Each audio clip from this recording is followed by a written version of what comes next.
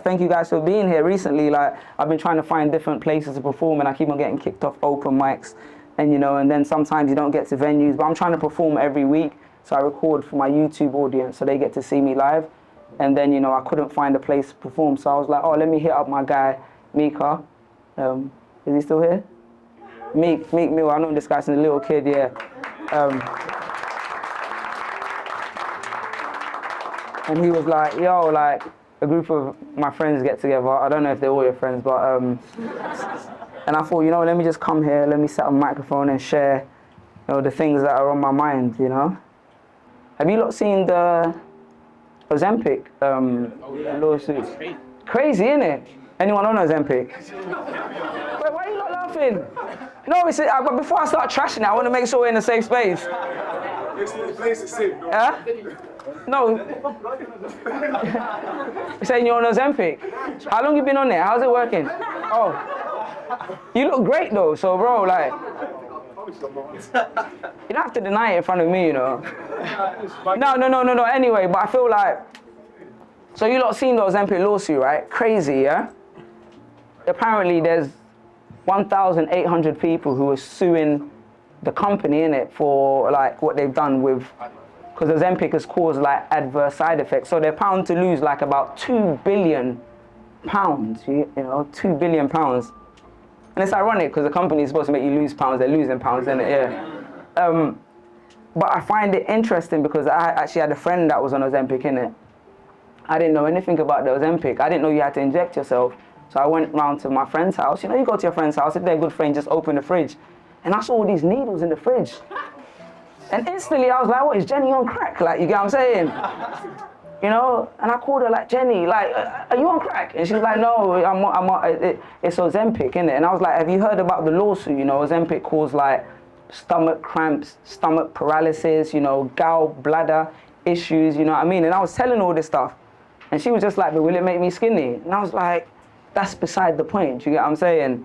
And recently, Serena Williams, she advertised a GLP-1 drug, you know, that's what Ozempic is, isn't it? Like, it's a GLP-1 drug.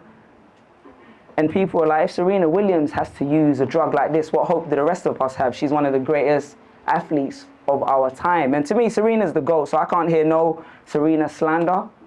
So I went to go and do some research on the actual drug, and I found out her husband's an investor in the drug. And I was like, this is her husband's fault. Because it's a rich man trying to call his wife fat on the slide, you get what I'm saying? It's savage, man, it's savage. But that inspired this piece. This ain't even my phone, terrible segue. Okay, that inspired this piece. I want to share something with you. It only takes one bad comment to ruin my day.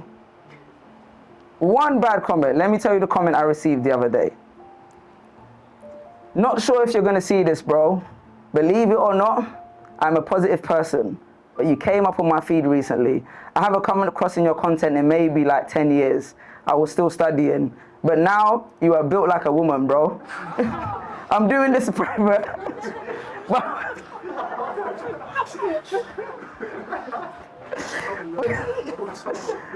I'd want to hear feedback. It was going to improve me. Do something about that. Fitness and physique is important when it comes to getting the message across. And that was sent by Senting, 0 followers, no profile page.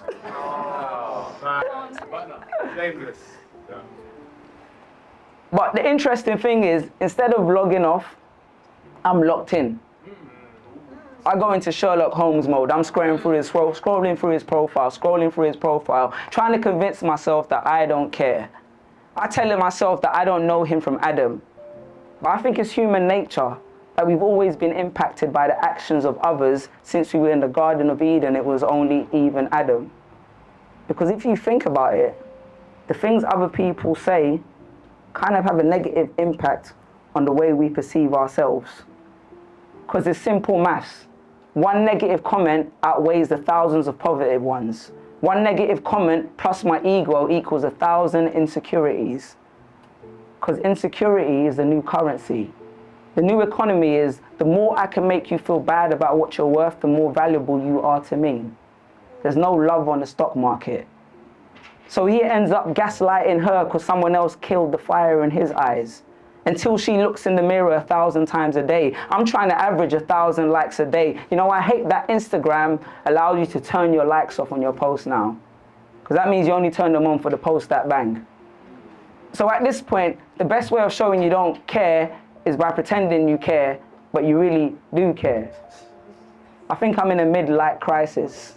I said I'm in a mid-life crisis, you know what I mean? But we all have our vices, the GLP-1s, the roadblocks, the Botox, and all these other things. Who is the flyest? But for some reason, I'm only biased when it's not by us.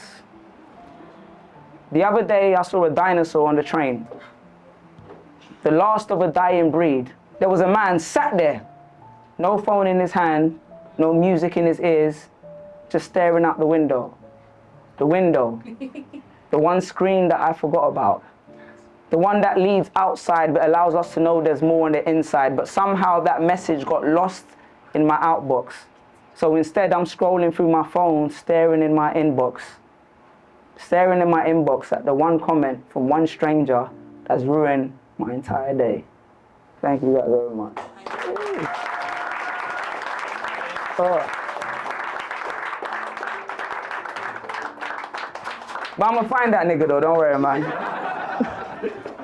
Now, I just hit him back. I was like, yo, yeah, I'm gonna go gym, yeah? Please, yeah, I'll let you know in it. And then I was like to him, what did I say to him? Then I was like, oh, if you really want to support me, you should buy my book. And then he just ghosted, you know? Yeah, man. I was gonna say before this last piece.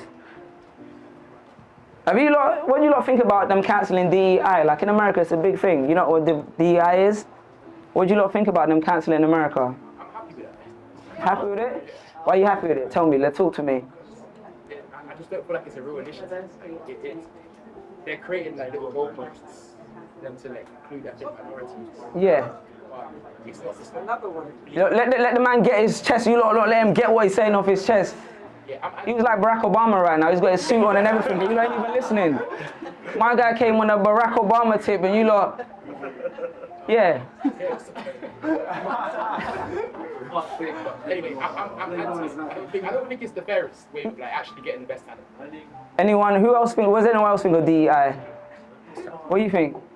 It's not class, you ain't got to put your hand up, man. Speak your mind. I disagree. You disagree? To my mind, the only way to fight systemic problems is with initiatives like these, because it hides a real issue in a systemic government that's hard to change. Oh, If shit. you don't care about DEI, then everything just goes away. Wow.